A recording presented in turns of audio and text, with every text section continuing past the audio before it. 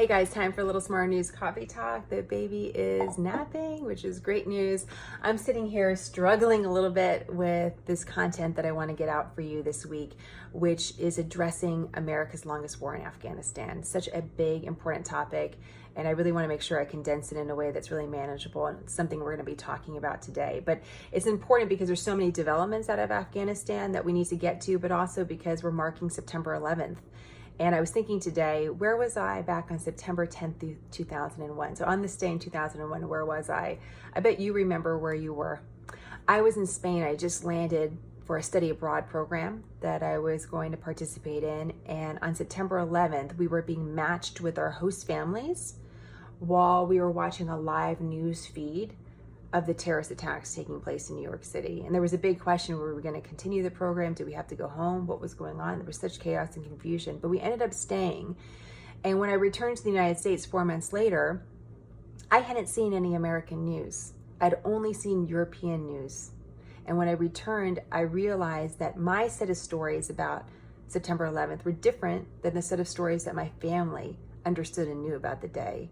And it really showed me about the power of the press and the power of storytelling, not only for a person, but for a nation. It's one of the reasons why I became a journalist. So, it's an important date to mark every year. And here we are 18 years past that terrorist attack, and we're still raising questions about the way forward in the war on terror. And so one of those questions came up this weekend about the way forward in Afghanistan. And I just want to point out to you, when we talk about Afghanistan these days, in the news and otherwise, there's this question about how do we end the war in Afghanistan? That's important in how we're phrasing that. How do you end the war in Afghanistan is different than asking, how do you win the war in Afghanistan? And we've shifted to that question. How do you end this war? Because it's been such a long war, a costly war with American lives and with American money. And so the question is, are we being effective? Can we win? What is the way forward? These are questions that we've been asking for years now. And the reason why there's developments this week is because of something that's been taking place over the last year. So what you should know is America has engaged in negotiations with the Taliban over the last year. The Taliban is an Islamic group in Afghanistan that at one time ruled the country and provided safe haven to Osama bin Laden and Al-Qaeda to train and stage the attacks on September 11th. We have never deemed the Taliban a terrorist organization, although we know that they have alliances with terrorist organizations. Why we have or have not deemed the Taliban a terrorist organization is a big topic of debate in DC and beyond, and it's one we could really dig into. But what you should know is that we don't deem them a terrorist organization officially in the US government, which is one of the reasons why we can engage in quote unquote peace talks with them. So over the last year, we've been doing this to try to figure out what is America's way forward in Afghanistan.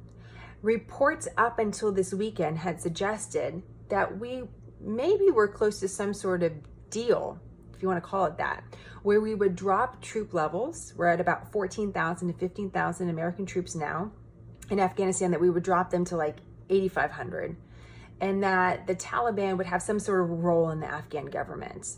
So, this is very loose reports. This is what was going to be happening. But the president over the weekend made it very clear that peace talks with the Taliban are over. And the reason is that the Taliban admitted to a car bomb that killed an American soldier this past week in Afghanistan. Now, what you should know is that during these peace talks over the last year, the Taliban have continued to be extremely violent. They've killed American soldiers. They have killed and injured Afghans in the local population. So they have continued to terrorize their own people, and they've continued to kill Americans. And what the president said, loosely, I'm paraphrasing here what the president has said, he said, I'm not going to engage in peace talks with a group that's using the lives of American soldiers to try to get leverage. Now, he probably could have said that, several weeks or months ago, because we've seen that before. But what brought this to a head is apparently there was going to be some sort of meeting in the United States between the Taliban, Afghan government officials, and the president. And that was going to take place either this past weekend or in the next several days. And so that's why the president said this is off. So this is what's happening in Afghanistan right now. But I think one of the questions that we always ask as we get up to these the moment where we're marking the September 11th terrorist attacks is, well, how safe are we now? And why are we in Afghanistan? And what are we doing there? And is this worth putting American lives on the line? And these are important questions that we should continue to ask. But I was reviewing some really interesting congressional testimony from 2011, something I just stumbled on doing some research. And there's a part of this testimony that I was like, I have to share this with the Smarter News audience. And yet I don't want to share this with the Smarter News audience because it's so scary. But I think it helps answer the question, well, why do we want to stay in Afghanistan? Why do we continue to want to engage with the Taliban? What is this really about? Well, one of the goals of Osama bin Laden, as was mapped out in this testimony, was that he wanted to obtain chemical and nuclear weapons. He thought Al-Qaeda should have that. And that should be part of the mission of Al-Qaeda, to obtain these horrific weapons. And you have to remember that the Taliban and their alliances with Al-Qaeda and these groups continue to operate in an area in Afghanistan and Pakistan, which is this, what we call the tribal area, which is kind of this area along the border between the two countries. Pakistan is a nuclear nation. Pakistan has nuclear weapons. And so one of the reasons why we're paying close attention to these groups beyond just the obvious is we never want to see terrorist organizations with nuclear weapons. I mean, we never want to see another 9/11. Can you imagine if the weapons that are used are nuclear or chemical warfare in that category? It's super scary to think about. But that's one of the reasons why we're there. That's one of the reasons why, even if we withdrew some troops from Afghanistan, the plans were to still keep some on the ground. If not for engaging directly in combat, for intelligence gathering. Again, for the safety and security of the United States of America. So scary to think about, but I think you should know it. I think we need to know scary things so we understand what are we doing? Why are we doing this?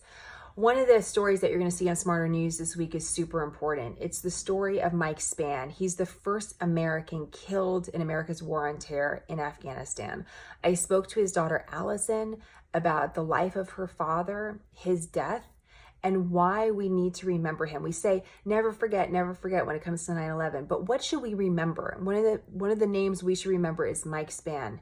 Mike Spann died in November after the September 11th attacks. He was there trying to gather information to lead the United States to Osama bin Laden and to the people that were behind this horrific attack. He lost his life in the process.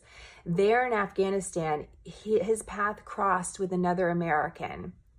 And this other American was with the Taliban, was brought back to the United States and imprisoned. And this past May was released from prison for good behavior. You're going to hear about that too. If you have 30 minutes to spare or a portion of that, I highly encourage you to listen to this interview. I think it's one of the most important that I've done in a long time. And Allison is an amazing storyteller. She's a journalist now too. And just the way that she tells the story and why it matters, I think is so crucial for all of us to listen to. So I hope you have a second to check that out. If you have any questions about this story, about what's happening in Afghanistan, I definitely want to hear it. So please direct message us on social media or always email us info@smarternews.com. I look forward to hearing from you. In the meantime, I'll get back to a little work before the baby wakes up. But thank you as always for your support. And I'll be looking forward to talking to you guys this week on what, again, is a very big news week. Have a great day, guys.